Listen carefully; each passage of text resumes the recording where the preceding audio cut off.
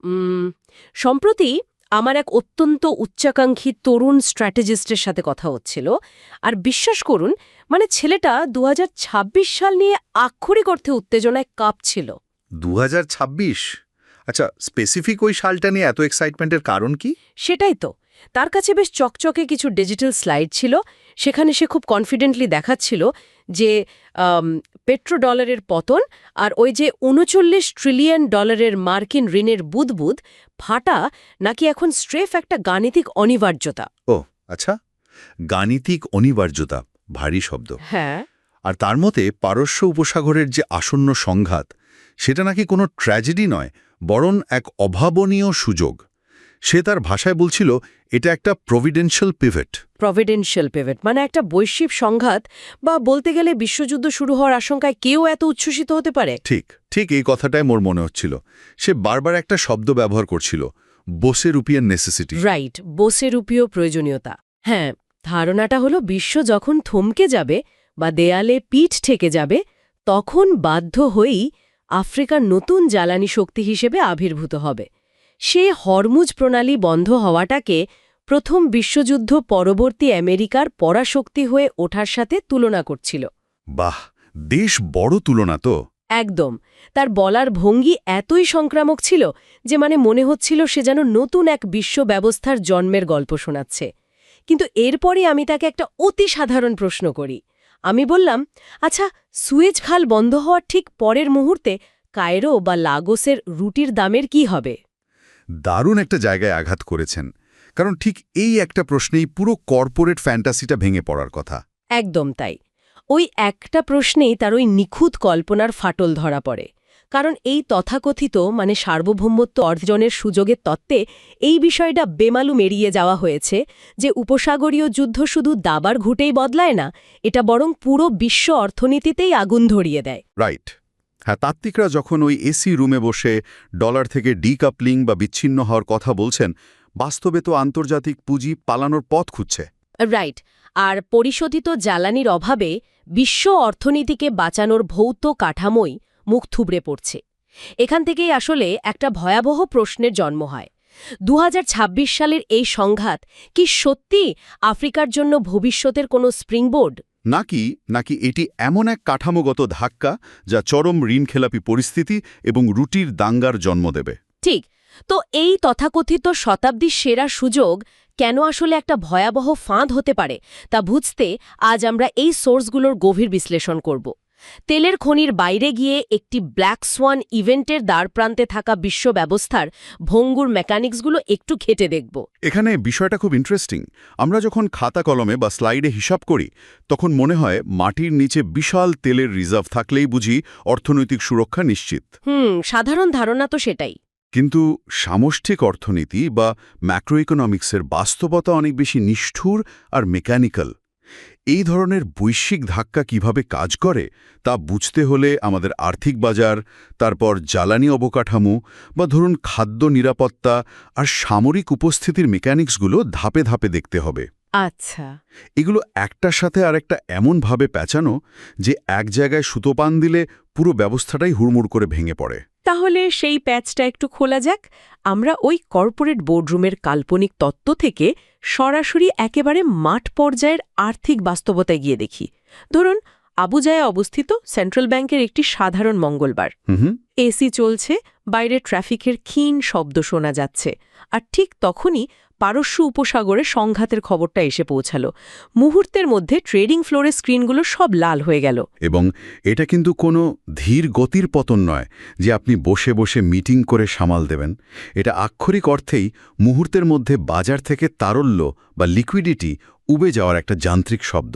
একটু থামাই আপনাকে, এই লিকুইডিটির বিষয়টা একটু পরিষ্কার করা দরকার, কারণ লিকুইডিটি হঠাৎ করে কিভাবে উবে যায় সেটা হয়তো চট করে বোঝা যায় না। খুব সহজ কথায়, লিকুইডিটি হলো বাজারের নগদ অর্থের প্রবাহ। যখন প্যানিক বা চরম আতঙ্ক শুরু হয়, তখন লন্ডন বা নিউ ইয়র্ক বা টোকিওর বিনিয়োগকারীরা শেয়ার বা বন্ড বিক্রি করে সেটাকে সাথে সাথে ক্যাশে রূপান্তর করতে চায়। রাইট, তারা তো আর নাইজেরিয়া বা ঘানার কোনো ভুলের জন্য সেখানকার বন্ড বিক্রি করছে না, তারা বিক্রি করছে কারণ বিশ্বের অন্যত্র মানে ওই পারস্য উপসাগরে তাদের যে ভয়াবহ ক্ষতি হয়েছে সেটা সামাল দেওয়ার জন্য তাদের হাতে এই মুহূর্তে নগদ অর্থ চাই। বুঝতে পারছি। আর সেন্ট্রাল ব্যাংকের কর্মকর্তারা তখন এই ভয়াবহ পতন ঠেকাতে সম্পূর্ণ অসহায় হয়ে পড়েন। একদম অসহায়। কিন্তু দাঁড়ান, আমার তো লজিকটা এখানে মিলছে না। কারণ ওপেনিংয়ে ওই তরুণ স্ট্র্যাটেজিস্টের যুক্তি ছিল সম্পূর্ণ বিপরীত। সে বলছিল আমেরিকার সিস্টেমের পতন হবে। হ্যাঁ, সে তো সেটাই বলছিল। পুরো গ্লোবাল মার্কেট তো একটা হাই স্টেকস মিউজিক্যাল চেয়ার খেলার মতো, তাই না? যেখানে মার্কিন ডলার হলো ঘরের একমাত্র চেয়ার। এখন আমেরিকার নেতৃত্বাধীন পেট্রোডলার ব্যবস্থাতেই যদি আগুন লাগে, তবে মানুষ অন্ধের মতো ওই জ্বলতে থাকা ডলারের দিকেই কেন ছুটবে? অসাধারণ প্রশ্ন। ঘরে আগুন লাগলে মানুষ তো অন্য কোথাও নিরাপদ আশ্রয় খুঁজবে। স্বাভাবিক যুক্তিতে আপনার কথাটাই ঠিক মনে হতে পারে, কিন্তু প্রাতিষ্ঠানিক আতঙ্কের আসল মেকানিজমটা একটু অন্যভাবে কাজ করে। চরম আতঙ্কের মুহূর্তে প্রাতিষ্ঠানিক বিনিয়োগকারীরা দীর্ঘমেয়াদী ভূ-রাজনৈতিক সমীকরণ যেমন পেট্রোডলারের পতন হবে কি হবে না এসব নিয়ে ভাবে না। তাহলে তারা কি ভাবে? তাদের তখন একটাই জিনিস চাই, ক্যাশ। আর এখানেই আসে মার্জিন কলের বিষয়টা। এই মার্জিন কল জিনিসটা কি? ধরুন বিনিয়োগকারীরা ব্রোকারদের কাছ থেকে টাকা ধার করে শেয়ার বা বন্ড কিনেছে। এখন বাজার যখন ধসে পড়ে তখন ব্রোকাররা এসে বলে, ভাই তোমার শেয়ারের দাম তো পড়ে গেছে, এখনই আমার ধারের টাকা ক্যাশে ফেরত দাও। ও আচ্ছা। এই যে জরুরি ভিত্তিতে ক্যাশ ফেরত চাওয়ার নোটিশ, এটাই হলো মার্জিন কল। এখন এই বিশাল অঙ্কের ক্যাশ তারা কোথায় পাবে? হ্যাঁ, কোথায় পাবে? মার্কিন ট্রেজারি বা আমেরিকান বন্ড মার্কেট হলো পৃথিবীর সবচেয়ে গভীর এবং লিকুইড বাজার। একজন বিনিয়োগকারী সেখানে মিলিসেকেন্ডে $100 মিলিয়ন বিক্রি করে দিয়ে নগদ ডলার হাতে পেতে পারে, কোনো দামের পতন ছাড়াই। একদম কোনো বড় লস ছাড়াই, যেটা ইমার্জিং মার্কেট বা ওই উন্নয়নশীল দেশগুলোর বাজারে একেবারেই অসম্ভব। তাই ওই মার্জিন কল মেটানোর জন্য বাধ্য হয়েই তারা ওই জ্বলতে থাকা মার্কিন ডলারের চেয়ারটার দিকেই ঝাঁপিয়ে পড়ে। আচ্ছা, এবার ব্যাপারটা পরিষ্কার হলো। তার মানে আন্তর্জাতিক পুঁজি যখন ওই ডলারের দিকে ছুটছে, তখন উন্নয়নশীল দেশগুলো আছড়ে পড়ছে মেঝেতে। হ্যাঁ, আর এই ক্যাশ চলে যাওয়ার ধাক্কাটা কিন্তু সরাসরি ওই দেশগুলোর সাধারণ মানুষের ঘাড়েই পড়ে। কারণ বিনিয়োগকারীরা যখন স্থানীয় মুদ্রা বিক্রি করে ডলার কেনে, তখন নাইরা, সেডি বা র্যান্ডের মতো আফ্রিকান মুদ্রাগুলোর মান হুহু করে কমতে থাকে। একদম ঠিক। আর এই মুদ্রার পতন কিভাবে একটা দেশকে ঋণের ফাঁদে ফেলে দেয় তার মেকানিজমটা খেয়াল করুন। ধরুন একটা দেশের $1 বিলিয়ন বৈদেশিক ঋণ আছে, যা তাদের ডলারে পরিশোধ করতে হবে। কিন্তু সরকার তো তার নাগরিকদের কাছ থেকে ট্যাক্স আদায় করে নিজেদের স্থানীয় মুদ্রায়। এখন আন্তর্জাতিক পুঁজি পালানোর কারণে স্থানীয় মুদ্রার মান যদি ডলারে 50% কমে যায়, তার মানে কি দাঁড়ায়? তার মানে সরকারকে আগের ওই একই পরিমাণ বৈদেশিক ঋণ শোধ করতে এখন নিজে দেশের মানুষের কাছ থেকে দ্বিগুণ ট্যাক্স আদায় করতে হবে। ঠিক ধরেছেন। অর্থাৎ সরকার নতুন করে 1 পয়সাও ঋণ নেয়নি, কিন্তু স্রেফ মুদ্রার মান পড়ে যাওয়ার কারণে তাদের ঋণের বোঝা জ্যামিতিক হারে বেড়ে গেল। সর্বনাশ! দেশটি মুহূর্তের মধ্যে ঋণ খেলাপি বা ডিফল্ট হওয়ার দ্বারপ্রান্তে পৌঁছে যায়। কিন্তু সেন্ট্রাল ব্যাংকগুলো তখন কি করে? তারা কি বসে বসেই ধ্বংসলীলা দেখে? তারা তো চাইলে ডলার বিক্রি করে নিজেদের মুদ্রা কিনে মান ধরে রাখতে পারে। তারা তো সেটাই করার চেষ্টা করে। তাদের কাছে যে ফরেন এক্সচেঞ্জ রিজার্ভ থাকে সেটা পুড়িয়ে তারা স্থানীয় মুদ্রা রক্ষার চেষ্টা করে। কিন্তু এই বৈশ্বিক প্রবল আতঙ্কের স্রোতের সামনে একটা উন্নয়নশীল দেশের রিজার্ভ আর কতক্ষণ টিকবে? খুব বেশি হলে কয়েক সপ্তাহ। কয়েক সপ্তাহ তো দূরের কথা, কয়েক ঘন্টা বা বড়জোর কয়েক দিনের মধ্যেই সেটা তলানিতে এসে ঠেকে। এরপর সরকার যখন বাধ্য হয়ে রাষ্ট্র চালানোর জন্য নতুন বন্ড ছাড়ে, তখন বাজারের এই আতঙ্কিত অবস্থায় কেউ তো কিনতে চায় না। হ্যাঁ, তখন তো সুদের হার বেড়ে যাওয়ার কথা। সুদের হার 7% থেকে 1 লাফে হয়তো 25% গিয়ে ঠেকে। তারা আন্তর্জাতিক বাজার থেকে পুরোপুরি বিচ্ছিন্ন হয়ে পড়ে। মানে তেলের 1 ফোঁটা উৎপাদন শুরু হওয়ার আগেই একটা দেশের পুরো অর্থনৈতিক পাইপলাইন পুরোপুরি অকেজো হয়ে যায়। আচ্ছা, এতক্ষণ তো আমরা খাতা কলমের হিসাব দেখলাম, কিন্তু এখানে তো একটা বড় প্রশ্ন থেকেই যায়। মানলাম কাগজের টাকার হিসাবে তারা দেউলিয়া, কিন্তু মাটির নিচে তো তাদের সত্যিকারের তেলের বিশাল মজুদ আছে। যদি গ্লোবাল মার্কেট ভেঙেই পড়ে, টাকার দাম কমে যায়, তাতে কি? ওই বিশাল তেল ভাণ্ডার দিয়ে কি তারা বৈশ্বিক জ্বালানি চাহিদা মেটাতে পারবে না? চলুন এই উত্তরটা খুঁজতে সোজা একটি তেল শোধনাগার বা রিফাইনারির ভেতরে গিয়ে দেখি। চলুন। অ্যাটলান্টিকের পাড়ে অ্যাঙ্গোলার সুও রিফাইনারির দৃশ্যটা একটু কল্পনা করা যাক। জোয়াও নামের এক কর্মী ঘাম আর গ্রিজ মুছছেন। রেডিওতে খবর আসছে বিশ্ববাজারে অপরিশোধিত তেলের দাম লাফিয়ে লাফিয়ে $150 পৌঁছেছে। যা বর্তমান বাজারের তুলনায় অনেক বেশি। রাইট। গোটা বিশ্ব এখন হন্য হয়ে অ্যাঙ্গোলার তেল চাইছে। কিন্তু সমস্যা হল জোয়াওয়ের পায়ের নিচের পুরনো পাইপলাইনে মরিচা ধরে আছে। এটা ঠিক করতে রটারডাম থেকে একটি হাই প্রেশার ভালভ আসার কথা ছিল। কিন্তু সেটা তো আসবে না। একদমই না, কারণ সাউথ আটলান্টিককে আন্তর্জাতিক ইন্স্যুরেন্স কোম্পানিগুলো ওয়ার রিস্ক জোন ঘোষণা করায় শিপিং কোম্পানিগুলো আরই যন্ত্রাংশ পাঠাতে চাইছে না। এখানেই ওই কর্পোরেট তাত্ত্বিকদের সবচেয়ে বড় মেকানিক্যাল ভুলটা ধরা পড়ে। তারা মনে করে তেল আছে মানে সেটা তুলে বাজারে ছেড়ে দেয়া যাবে। হ্যাঁ, ব্যাপারটা তো এত সহজ নয়। বাস্তব হলো আফ্রিকার দেশগুলো বিশ্বের 7 থেকে 8% তেল উৎপাদন করলেও তাদের কোনো স্পেয়ার ক্যাপাসিটি বা বাড়তি উৎপাদন ক্ষমতা নেই। স্পেয়ার ক্যাপাসিটি বলতে আমরা বোঝাই এমন প্রস্তুত অবকাঠামো যা চাইলেই 30 দিনের মধ্যে চালু করে বাজারে অতিরিক্ত তেল ছাড়া যায়। যেটা করতে তো বিশাল ইনভেস্টমেন্ট লাগে। রাইট। এটা তৈরি করতে বিলিয়ন বিলিয়ন ডলারের অব্যবহৃত পাইপলাইন আর কুয়ো লাগে, যা এসব দেশের নেই। তার উপর নাইজার ডেল্টায় পাইপলাইন ফুটো করে নিয়মিত তেল চুরি হয়, যেটাকে বলে বাংকারিং। বিশ্ববাজারে তেলে যতই অভাব দেখা দিক না কেন, তারা চাইলেই রাতারাতি উৎপাদন বাড়াতে পারে না। তার মানে ব্যাপারটা অনেকটা এরকম দাঁড়াচ্ছে, ধরুন আপনার কাছে একটা বিশাল গমের খামার আছে, মাঠে প্রচুর কাঁচা গম, কিন্তু আপনার কোনো রান্নাঘর নেই। হ্যাঁ, কোনো রান্নাঘর বা ওভেন নেই। এখন বাইরের দেশের বেকারিগুলো যদি কোনো কারণে বন্ধ হয়ে যায়, তাহলে তো আপনি ওই বস্তা বস্তা কাঁচা গম খেয়ে বাঁচতে পারবেন না। নিজের বিশাল শস্যভাণ্ডারের ওপর বসেই আপনাকে না খেয়ে মরতে হবে। একদম তাই। গমের খামার আছে কিন্তু রুটি বানানোর চুলা নেই। আর অর্থনীতিতে আমরা একেই বলি রিফাইনিং প্যারাডক্স। Refining paradox. এই দেশগুলোর অদ্ভুত দুর্বলতা হল তারা অপরিশোধিত বা কাঁচা তেল রপ্তানি করে আর শোধিত জ্বালানি যেমন ডিজেল বা পেট্রোল অন্য দেশ থেকে আমদানি করে। এখন বিশ্ববাজারে অপরিশোধিত তেলের দাম $150 হলে ওই আমদানিকৃত ডিজেলের দামও দ্বিগুণ হয়ে যায়। আর শিপিং বা জাহাজ চলাচলে বিঘ্ন ঘটায় সেই দ্বিগুণ দামে ডিজেলও তো ঠিকমতো দেশে এসে পৌঁছায় না। একদম ঠিক। কিন্তু এই আলোচনা থেকে একটা পয়েন্ট উঠে আসে। অনেকেই হয়তো এখানে নাইজেরিয়ার ড্যাঙ্গোতে রিফাইনারির কথা ভাবছেন, কারণ ওটার তো দিনে 650,000 ব্যারেল তেল পরিশোধনের বিশাল ক্ষমতা রয়েছে। ওটা কি এই সংকটে কাজ করবে না? ড্যাঙ্গোতে রিফাইনারি দীর্ঘমেয়াদে অবশ্যই একটি গেম চেঞ্জার, কিন্তু ওই যে 2026 সালের মতো একটি আকস্মিক ব্ল্যাক সোয়ান ইভেন্টে, মানে এমন একটা অভাবনীয় সংকট যা কেউ আগে থেকে ধারণা করতে পারে না, সেখানে এটি পুরো মহাদেশকে বাঁচাতে পারবে না। কারণ লজিস্টিক্স। ঠিক। একটা রিফাইনারি যতই বিশাল হোক, সংকটকালীন সময়ে 54টি দেশে তেল পৌঁছানোর মতো শিপিং বা লজিস্টিক্স নেটওয়ার্ক পুরোপুরি স্তব্ধ হয়ে যায়। ফলে অপরিশোধিত তেলের দাম বাড়লেও খোদ উৎপাদক দেশের গ্যাস স্টেশনগুলোই শুকনো পড়ে থাকে। আর শোধিত জ্বালানির বা ডিজেলের অভাবে যখন ট্রাক্টর চলতে পারে না, যখন বন্দর অচল হয়ে যায়, তখন সেই ধাক্কাটা গিয়ে সরাসরি খাদ্যের ওপর পড়ে। এখানে এসে আসলে পুরো সিনারিওটা সবচেয়ে ভয়াবহ রূপ নেয়। হ্যাঁ, এটা একটা চেইন রিয়াকশন। মানুষ তো পারস্য উপসাগরের কথা শুনলে শুধু গ্যাসোলিন বা তেলের কথা ভাবে, কিন্তু এটি যে সার এবং গমের মতো কৃষিজ পণ্যের সাথে কতটা গভীরভাবে যুক্ত সেটা অনেকেই বুঝতে পারে না। এটা খুবই গুরুত্বপূর্ণ একটা পয়েন্ট। এই মেকানিজমটা বুঝতে হলে আমাদের কায়রোর রাস্তায় ভোরবেলার দিকে তাকাতে হবে। ধরুন ফারাহ নামের এক নারী সরকারি ভর্তুকিযুক্ত বেকারির সামনে রুটির জন্য লাইনে দাঁড়িয়ে আছেন।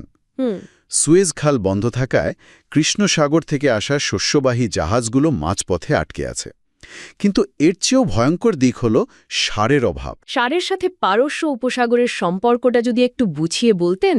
আধুনিক কৃষি ব্যবস্থা পুরোপুরি হেবারবোস প্রক্রিয়ার মাধ্যমে তৈরি অ্যানহাইড্রাস অ্যামোনিয়া সারের উপর নির্ভরশীল। হেবারবোস প্রক্রিয়া হল বাতাস থেকে নাইট্রোজেন নিয়ে কৃত্রিম সার বানানোর একটি পদ্ধতি, যার জন্য প্রচুর পরিমাণে প্রাকৃতিক গ্যাস দরকার হয়। আর সেই গ্যাস আসে মধ্যপ্রাচ্য থেকে। রাইট। পারস্য উপসাগর শুধু তেলের নয়, এই রাসায়নিক সার তৈরির কাঁচামালেরও প্রধান উৎস। পূর্ব আফ্রিকার প্রায় 50% সার এই সুয়েজ খালের পথেই আসে। খাল বন্ধ মানে সারের সাপ্লাই পুরোপুরি বন্ধ। আচ্ছা, সুয়েজ খাল বন্ধ থাকলে জাহাজগুলো তো বিকল্প পথ হিসেবে উত্তমাশা অন্তরীপ বা কেপ অফ গুড হোপ ঘুরে আসতে পারে। তাতে সমস্যা কি? সমস্যা হল দূরত্ব এবং সময়। ওই পথ ঘুরে আসতে হলে অতিরিক্ত প্রায় ৫,৬০০ নটিক্যাল মাইল পথ বেশি পাড়ি দিতে হয়। জাহাজের ট্রানজিট সময়ে ১৪ দিন থেকে বেড়ে প্রায় ৩৪ দিন হয়ে যায়। ও মাই গড, এত বেশি সময়! একে তো বিশ্ববাজারে তেলের দাম আকাশ ছোঁয়া, তার ওপর জাহাজের ভাড়াও বহুগুণ বেড়ে যায়। এই বিশাল পরিবহন ব্যয়ের পুরো চাপটা এসে পড়ে আমদানিকারক দেশের ওপর। আর মনে রাখবেন, ওই দেশের মুদ্রার মান আগেই অর্ধেক হয়ে গেছে। এর সরাসরি ফলাফল কি জানেন? খাদ্যের দাম সাধারণ মানুষের নাগালের বাইরে চলে যাওয়া। ঠিক, প্রবল মুদ্রাস্ফীতি, আর এর ফলে শুরু হয় রুটির দাঙ্গা বা ব্রেড রায়েটস, ঠিক যেমনটা আমরা ২০১১ সালের আরব বসন্তের সময় দেখেছিলাম। সরকার ভর্তুকি দিয়ে রুটির দাম ঠিক রাখতে গিয়ে বাধ্য হয়ে সেন্ট্রাল ব্যাংকের রিজার্ভ একেবারে শূন্য করে ফেলে। কিন্তু যখন একটা দেশের ভেতরে দাঙ্গা চলছে, কোষাগার শূন্য, তখন রাষ্ট্রগুলো কার কাছে সাহায্য চাইবে? পরাশক্তিরা কি তাদের বাঁচাতে আসবে না? পরাশক্তিরা বাঁচাতে আসবে মানে? আমেরিকার মতো পরাশক্তির তো বিশাল সামরিক বাজেট আছে, সারা বিশ্বজুড়ে তাদের ঘাঁটি আছে। তারা তো চাইলেই আফ্রিকার এই জ্বালানি আর লজিস্টিক রুটগুলোর নিরাপত্তা দিতে পারে। এই ধারণাটা সামরিক লজিস্টিক্সের একটা রূঢ় বাস্তবতাকে পুরোপুরি অস্বীকার করে। মিলিটারি সায়েন্সে একে বলে স্ট্র্যাটেজিক ওভারস্ট্রেচ। যখন পারস্য উপসাগরে তীব্র সংঘাত শুরু হবে, তখন পশ্চিমা পরাশক্তিগুলোর হাতে সব জায়গায় পাহারা দেওয়ার মতো রিসোর্স থাকবে না। তার মানে তারা বাধ্য হয়ে নিজেদের সম্পদ গুটিয়ে নেবে। একদম। আমার মনে হচ্ছে ব্যাপারটা অনেকটা একজন খুব দামি বডিগার্ড ভাড়া করার মতো। রাস্তায় যখন মারামারি লাগবে, তখন সে আপনাকে বাঁচানোর বদলে আপনার নিজের ঘরের দরজা ভেঙে ফার্স্ট এইড বক্স আর খাবার লুট করে নিজের বাঁচার ব্যবস্থা করবে। চমৎকার উপমা দিয়েছেন। ঠিক এটাই ঘটবে। তারা তাদের কোর ইন্টারেস্ট বা প্রধান স্বার্থ রক্ষার জন্য সাহেল অঞ্চল থেকে MQ-9 রিপার ড্রোন এবং এলিট ফোর্স সরিয়ে সোজা সেন্টকম বা মধ্যপ্রাচ্যের কমান্ডে নিয়ে যাবে। আর এর ফলে ওই এলাকাগুলোতে তো একটা বিশাল নিরাপত্তার শূন্যতা তৈরি হবে। হ্যাঁ, লেক চাঁদ এবং সাহেল অঞ্চলে এই শূন্যতার সুযোগে চরমপন্থীরা মুহূর্তের মধ্যে মাথাচাড়া দিয়ে উঠবে। আর সামরিক বাহিনী চলে যাওয়ার সাথে সাথে তো মূলধনও চলে যায়। কিভাবে? এক্সপোর্ট ক্রেডিট এজেন্সি বা ECA-গুলো সাথে সাথে তাদের বীমা প্রত্যাহার করে নেবে। এই এজেন্সিগুলো মূলত গ্যারান্টি দেয় যে কোনো আন্তর্জাতিক মেগা প্রকল্পে ক্ষতি হলে তারা সেটা সামলাবে। যার ওপর ভিত্তি করেই বেসরকারি ব্যাংকগুলো বিলিয়ন বিলিয়ন ডলার বিনিয়োগ করে। রাইট। কিন্তু যুদ্ধের সময় এই গ্যারান্টি যখন উঠে যায়, তখন আফ্রিকার গ্যাস অবকাঠামোর জন্য প্রতিশ্রুত প্রায় $৩৭৫ বিলিয়ন বিশাল বিনিয়োগ স্রেফ হাওয়ায় মিলিয়ে যাবে। তাহলে এই শূন্যস্থান পূরণ করবে কে? কেউ না কেউ তো এই সুযোগটা নেবে। এখানেই কাতার, UAE বা সৌদির মতো উপসাগরীয় সার্বভৌম তহবিল বা গালফ সভরেন ওয়েলথ ফান্ডগুলো শিকারী হিসাবে আবির্ভূত হবে। শিকারী হিসেবে? মানে তারা তো ইনভেস্ট করতে আসছে। তারা উদ্ধারকর্তা হিসেবে আসবে না।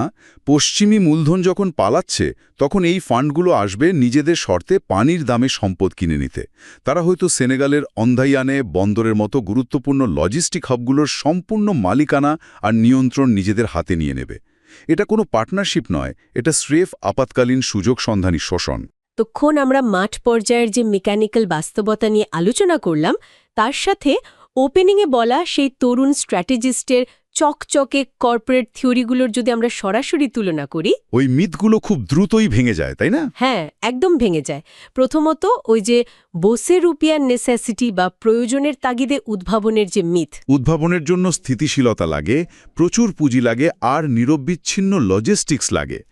যুদ্ধের সংকটে বা রুটির দাঙ্গার মধ্যে কোনো দেশ হঠাৎ করে প্রযুক্তির শিখরে পৌঁছায় না। উল্টো তখন ডাক্তার, ইঞ্জিনিয়ার আর মেধাবীরা প্রথম সুযোগেই দেশ ছেড়ে পালায়। রাইট, যাকে আমরা বলি ব্রেইন ড্রেইন। এই মেধা পাচারের কারণে একটা দেশের নিজের পায়ে দাঁড়ানোর সম্ভাবনা চিরতরে নষ্ট হয়ে যায়। আর দ্বিতীয় মিথ ছিল হরমুজ প্রণালী বন্ধ হলে আফ্রিকার উত্থান হবে, ঠিক যেমন প্রথম বিশ্বযুদ্ধের পর আমেরিকার হয়েছিল। এটাও একটা ঐতিহাসিক ব্লাইন্ড স্পট। ১৯১৪ সালে আমেরিকার নিজস্ব বিশাল শিল্প কারখানা, স্টিল মিল আর লজিস্টিক নেটওয়ার্ক ছিল। তারা শুধু কাঁচামাল রপ্তানি করত না, তারা উৎপাদক ছিল। কিন্তু ২০২৬ সালের সম্ভাব্য চিত্রে আফ্রিকা মূলত কেবল কাঁচামাল রপ্তানিকারক। ঠিক। নিজের মাটি থেকে তেল তুলে যদি সেটা পরিশোধনের জন্য অথবা লিথিয়াম তুলে যদি ব্যাটারি বানানোর জন্য অন্য দেশের উপর নির্ভর করতে হয়, তবে কখনো পরাশক্তি হওয়া যায় না। ভ্যালু অ্যাডেড ইনফ্রাস্ট্রাকচারের নিজস্ব মালিকানা না থাকলে ক্ষমতা অর্জন করা অসম্ভব। আর সর্বশেষ যে বিষয়টা সে বলছিল, পেট্রোডলার থেকে ডিকাপলিং বা বিচ্ছিন্ন হওয়া। ডলারের পতন হলে নাকি আফ্রিকার বিশাল লাভ। এটাও তো আসলে বিশাল একটা ফাঁদ মনে হচ্ছে। চরম মাত্রার ফাঁদ। কারণ আফ্রিকার ৮০% আন্তর্জাতিক বাণিজ্য এখনও ডলারে হয়। ডলারের পতন ঘটলে আন্তর্জাতিক লেনদেনের সুইফট সিস্টেম অকেজো হয়ে যাবে। আধুনিক যুগে লক্ষ লক্ষ পণ্যের চাহিদা তো আর বার্টার বা পণ্য বিনিময় প্রথার মাধ্যমে মেটানো সম্ভব নয়। মানে আপনি তো আর এক জাহাজ তেলের বদলে এক জাহাজ অ্যান্টিবায়োটিক বা গম বদলাবদলি করতে পারবেন না। একদমই না। এই মুদ্রার কাঠামো ভেঙে পড়লে দেশগুলোর কাছে মাটির নিচে তেল থাকলেও তারা আন্তর্জাতিক বাজার থেকে খাদ্য বা ওষুধ আমদানি করার কোনো উপায় খুঁজে পাবে না। ডিকাপলিং কোনো মুক্তি নয়, বরং এটি তাদের তারল্য সংকটের এক গভীর খাদে ফেলে দেবে। আজকের এই পুরো আলোচনা থেকে একটা বিষয় অত্যন্ত স্পষ্টভাবে প্রমাণিত হয়। আর্থিক বাজার, জ্বালানি অবকাঠামো, কৃষি এবং নিরাপত্তার এই মেকানিক্যাল বাস্তবতা কখনোই স্লাইড শোর থিওরিতে চলে না। রাইট। অন্য কোনো সাম্রাজ্যের ধ্বংসস্তূপের ওপর দাঁড়িয়ে প্রকৃত আঞ্চলিক ক্ষমতা বা স্থিতিশীলতা অর্জন করা এক নিছক ভ্রান্তি। প্রতিবেশীর ঘরে আগুন লাগলে সেখানে সাময়িক তাম্বু বিক্রি করে লাভবান হওয়ার যে কর্পোরেট স্বপ্ন, তা শেষ পর্যন্ত হওয়ার দিক বদলের সাথে সাথে নিজের ঘরকেই পুড়িয়ে দেয়। একদম খাঁটি কথা। ২০২৬ সালের এই কল্পিত সংঘাত কোনো সুবর্ণ সুযোগ নয়, বরং এটি এক ভয়াবহ ধ্বংসলীলা। সত্যিকারের অর্থনৈতিক স্বাধীনতা কখনোই এই ধরনের সুযোগসন্ধানী শোষণের মাধ্যমে আসে না। এটি আসে নীরবে এবং দৃঢ়ভাবে করা কাঠামোগত সংস্কারের মাধ্যমে, যেমন African continental free trade area তৈরি করা, জ্বালানি ব্যবস্থায় বৈচিত্র্য আনা এবং নিজস্ব প্রতিষ্ঠানগুলোকে শক্তিশালী করা। সত্যিকারের ভূরাজনৈতিক সার্বভৌমত্ব কখনোই অন্য কোনো সাম্রাজ্যের যুদ্ধের ছাই থেকে জন্ম নেয় না।